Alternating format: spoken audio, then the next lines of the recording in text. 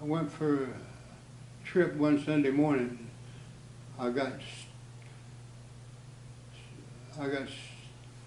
there in some places in Thailand and went to Cambodia. And once I got to Cambodia, we landed in between a forest. There was just a driveway down the middle of the forest. He landed and turned the airplane around. We walking into town. I'm looking over to the right-hand side of the particular scenery, and it just didn't look right. I started down over the rising because it was a kind of a scoop valley-like on the left-hand side, but the grass was all cut neat and nice, I'm saying, and then over where this was at was a sagebrush and what have you. It hadn't been touched. So I got down about the back of the building and I could see straight down the back side of the building. And all at once here's a loudspeaker. The loudspeaker says, "We just captured the town. Don't try to this or that or the other." And he must have said it about 3 times. And then he said it in some other language. I don't know what all it was. And I'm scratching my head because I don't know, what do you do? I'm in a situation, and then next come over the hill at the end of the building was 3 large guns. It must have been about 50 caliber or something like that, and firing. I seen those same version a couple times before up in Vietnam, and what transpired was that next thing I know, around the corner come a man with a large pole in the middle with a bamboo cage in the middle, and this kid was in the middle of the bamboo cage. I reached up, and he's hollering for help, screaming and what have you. Got my attention, nevertheless. And then it ended that they hit me in the back of the head and I went to sleep. I don't know how long I was asleep. Next thing I noticed, this guy had the back of me and he was lifting me up. He said, "Don't turn around and look or I'll have to shoot you." And everything he's saying, "I have to shoot you." You know, and I hadn't said anything yet, and he's telling me that I had to count to 100 backwards and then get up and leave.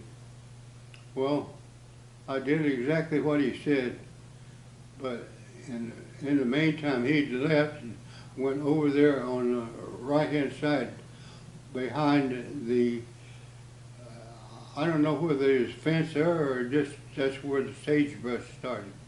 But that was there, and I felt the back of my head. Blood was there, and it was on my shirt. So I climbed up to the building and went inside the little patio, outside patio they had, and they had a looked like a 55-gallon drum, but it was made of clay or something. And I washed the back of my head. I'd taken my shirt off and washed the blood out of it. And I checked my t-shirt underneath it all, and I left it on, and I put the shirt I had on because it was colored down in my trousers to hide it. So I didn't want them to know that I was the same type person that they'd talked to before. After that, I was trying to figure a way to get out of there, and I wanted to see what they were doing over on the other side. I went back and looked over the hill at a section so I could see what was happening. And here it was, they were chopping up those 3 people that was in those bamboo cages and what have you. What it was, they had a line of about 20 people that had to participate in it so they could have some of the flesh and what have you. That was the whole thing behind it all. They had to work at it to be part of the section. Here's about 20 of them lined up to come in and whatever, work over. I seen that, and then I thought a minute, and I realized the fact that I was in a compound more or less. And here's people, you know, gardening in the section all around. I'd taken and looked at the building all the time because he said that was one thing I had to do.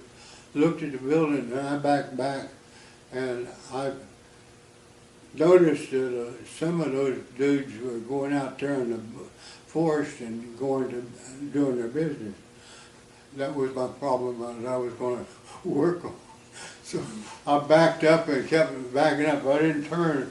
I just kept backing up and back down. Finally, I got up to a section. I was hid from the original section now. I worked my way over to the right-hand side where the trail was at that we came in on. I worked my way there and finally got to the aircraft. Well, I looked that airplane over. I mean, I wanted to make sure that it was, you know, safe to what have you. I looked at the engine, looked inside the accessories, looked in the tail wheel, looked in this, and I couldn't find anything. So I taken and run the engine up and checked it out. I called on UHF, VHF, and some other section up there to try to locate somebody to tell them what had happened to me. I couldn't get anybody, period. I turned it around and headed it down the pathway to leave from there. I can fly, and I've flown the same aircraft many times.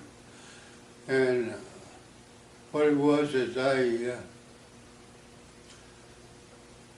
thought a minute, that's awful close. With those limbs coming out like that, I might make a mistake. So finally, after waiting until it got just about dark,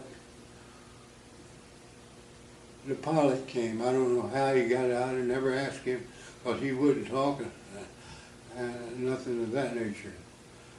So we got in the airplane and he taken off. And the engine really strained to get over top of those trees and what have you.